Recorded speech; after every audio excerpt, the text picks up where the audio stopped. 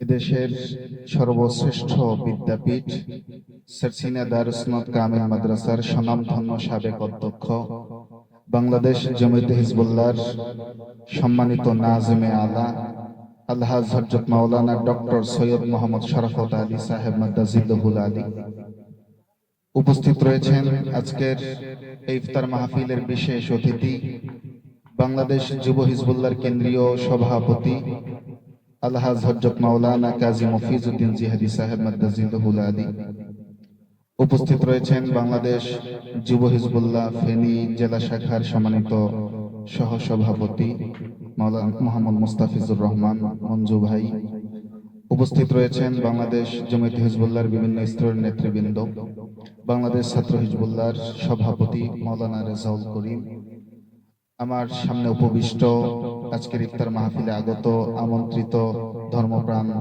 মুসলমান ভাইয়েরা। আজকে আমি আলোচনা করব না, আজকে আমাদের প্রধান অতিথি বিশেষ অতিথি তারা আলোচনা করবেন।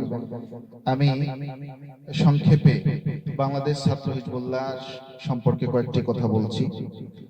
বাংলাদেশ ছাত্র হিজবুল্লাহ ফেনী জেলা শাখার যে ইতিপূর্বে কমিটি ছিল, আজকে এই মজলিস থেকে আমি সেই কমিটি ভেঙে দিয়ে নতুন আহ্বায়ক কমিটি ঘোষণা করছি।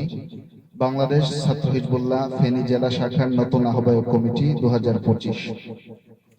উপদেষ্টা হিসাবে এই কমিটির কাজকে তদারকি করবেন বাংলাদেশ যুব হিজবুল্লাহর সহ সভাপতি মোহাম্মদ মুস্তাফিজুর রহমান। তিনি এই নতুন আহ্বায়ক কমিটির উপদেষ্টা হিসাবে তদারকি করবেন। একটু দাঁড়ায় সালাম দিলে মনে হয় ভালো হয়। আহ্বায়ক হিসেবে দায়িত্ব পালন করবেন মাওলানা মোহাম্মদ রেজাউল করিম এবং প্রত্যেক উপজেলা থেকে আমরা 2 জন করে সদস্য নিয়েছি। আমি তাদের নাম পড়ছি, আপনারা উঠে একটু সালাম দিবেন। ফেনী সদর থেকে হাফেজ মোহাম্মদ সফওয়ান হায়দার, অসুস্থতার কারণে মনে আসতে পারে নাই। হাফেজ মোহাম্মদ হাবিবুল্লাহ। ফেনী পৌরসভা থেকে মাওলানা মোহাম্মদ মুজাহিদুল ইসলাম। মোহাম্মদ তৌহিদুল ইসলাম।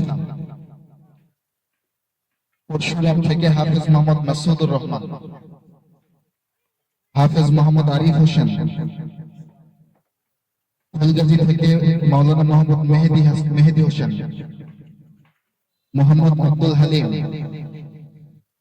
দাগনভূঞা থেকে মাওলানা মোহাম্মদ ইউসা, হাফেজ মোহাম্মদ আলামিন, হাফেজ মোহাম্মদ মোরশেদ। তারা ছিল, তারাবির কারণে চলে গেছে। আমি নতুন কমিটি আহ্বায়ক কমিটিকে অভিনন্দন জানাই। বাংলাদেশ ছাত্র হিজবুল্লাহ কেন্দ্রীয় কার্যালয়ের পক্ষ থেকে আপনাদেরকে অভিনন্দন। আপনারা নতুন ভাবে ফেনী জেলা এই ছাত্র হিজবুল্লাহকে নতুন ভাবে সাজাবেন এবং প্রত্যেক জেলার যারা সদস্য, উপজেলার যারা সদস্য আছেন, আপনাদেরকে অনুরোধ করব আপনাদের আহ্বায়ক এবং উপদেষ্টার সাথে পরামর্শ করে যত তাড়াতাড়ি সম্ভব আপনারা আপনাদের অঞ্চলে, আপনাদের উপজেলায় আপনারা কমিটি, পূর্ণাঙ্গ কমিটি গঠন করার জন্য একটি সম্মেলন ঘোষণা করে, তারিখ নির্ধারণ করে আপনারা সেখানে আপনাদের পূর্ণাঙ্গ উপজেলা কমিটি ঘোষণা করবেন।